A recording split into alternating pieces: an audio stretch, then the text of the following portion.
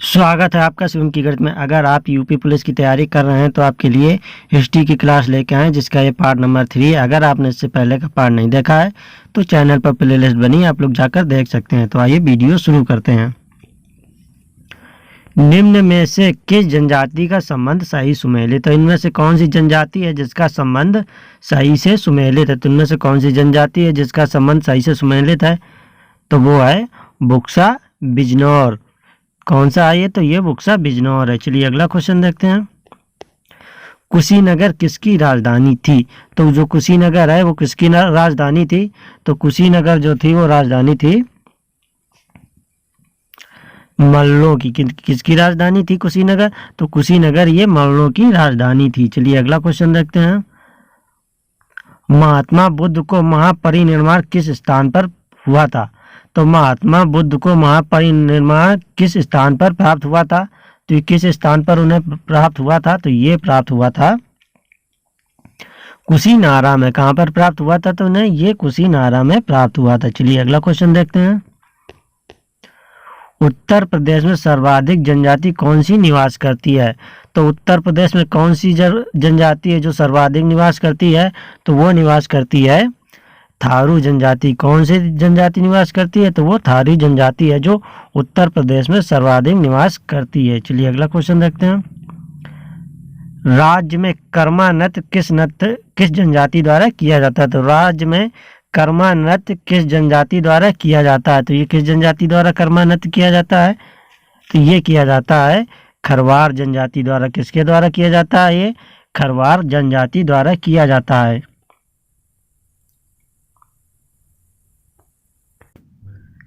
चलिए अगला क्वेश्चन देखते हैं। उत्तर प्रदेश के किस जिले में सर्वाधिक अनुसूचित जनजाति की संख्या का प्रतिशत है? तो उत्तर प्रदेश के किस जिले में सर्वाधिक अनुसूचित जनजाति संख्या का प्रतिशत है? तो उत्तर प्रदेश के किस जिले में है ये?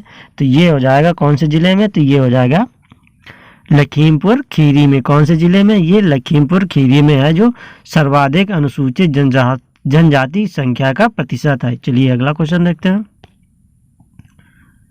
राज्य की पठारी जनजाति का निवास जिला कौन सा है? तो राज्य की पठारी जनजाति का जिला निवास कौन सा है?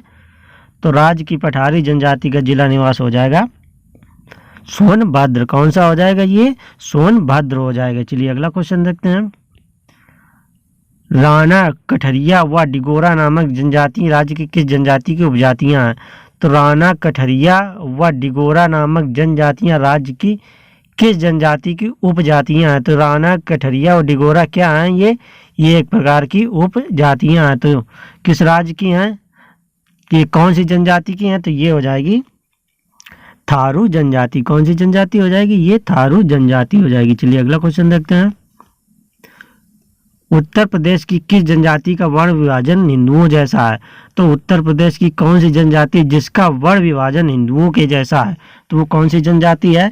तो वो जनजाति है बुक्सा जनजाति। कौन सी जनजाति है? बुक्सा जनजाति है जिनका वर्ण विभाजन हिंदुओं के जैसा है। चलिए अगला क्वेश्चन देखते हैं। राज्य के किस जिले में सहरिया जनजाति निवास करती है? तो राज्य के किस जिले में सहरिया जनजाति निवास करती है? तो ये निवास करती है कौन से जिले में? तो ये निवास करती है सहरिया जनजाति ललितपुर में। कौन से जिले में निवास करती है? तो सहरिया जनजाति जो है वो ललितपुर में निवास करती है। चलिए अगला क्वेश्चन देखते हैं। उत्तर प्रदेश के किस जनजाति का संबंध किरांत वंश से है? तो उत्तर प्रदेश के किस जनजाति का संबंध किरांत वंश से है? तो किरांत वंश से किस जनजाति का संबंध है? तो किरांत वंश से संबंध है माहीगीर जनजाति का। किस जनजाति का है?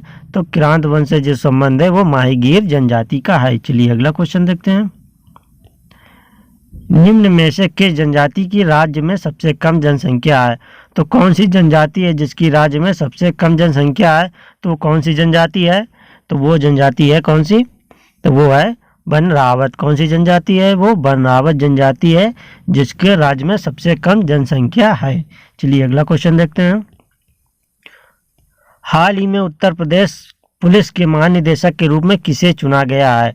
तो हाल ही में उत्तर प्रदेश पुलिस के महानिदेशक के रूप में किसे चुना गया है? तो ये चुना गया है जगमोहन यादव को। किसे चुना गया? ये जगमोहन यादव को चुना गया है। चलिए अगला क्वेश्चन देखते हैं।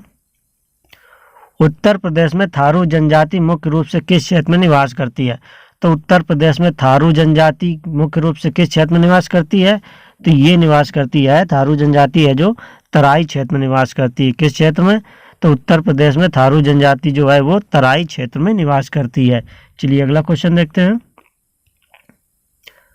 उत्तर प्रदेश के किस जिले में बैगा जनजाति निवास करती है? तो उत्तर प्रदेश के किस जिले में बैगा जनजाति निवास करती है? तो जो ये बैगा जनजाति है ये उत्तर प्रदेश के सोनभद्र जिले में निवास करती है। कौन से जिले में निवास करती है ये?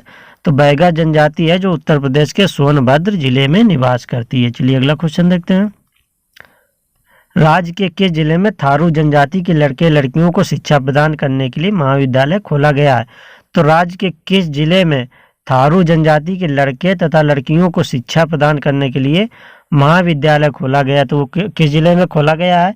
तो वो खोला गया है लखीमपुर में। कहाँ पर खोला गया है? वो लखीमपुर में खोला गया है, थारू जनजाति के लड़के लड़कियों को शिक्षा प्रदान करने के लिए। राज्य की थारू जनजाति द्वारा चावल से बनाई गई मदिरा को कहा जाता है?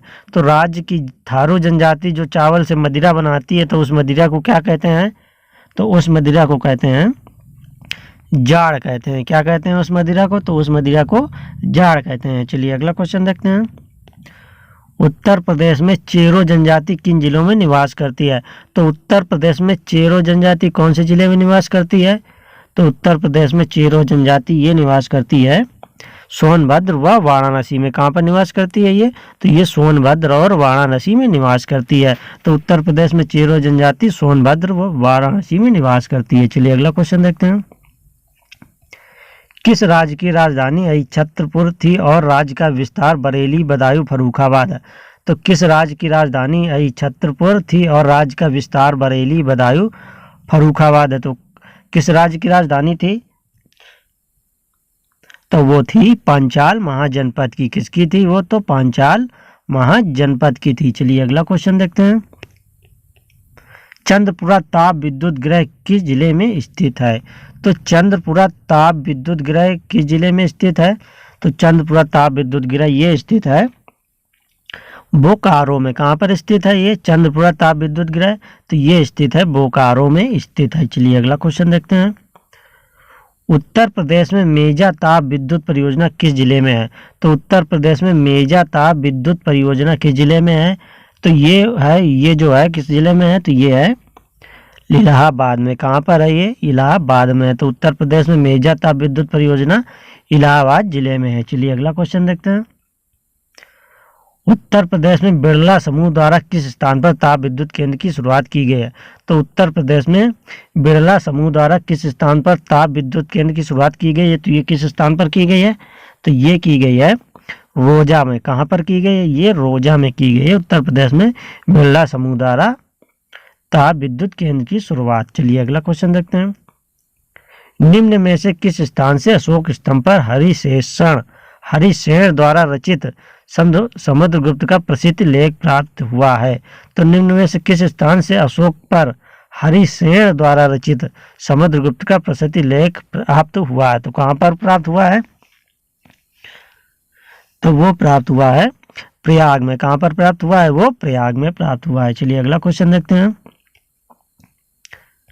निम्न में से किस स्थान से अशोक स्तंभ पर हरिसेन द्वारा रचित समुद्रगुप्त का प्रसिद्ध लेख प्राप्त हुआ है?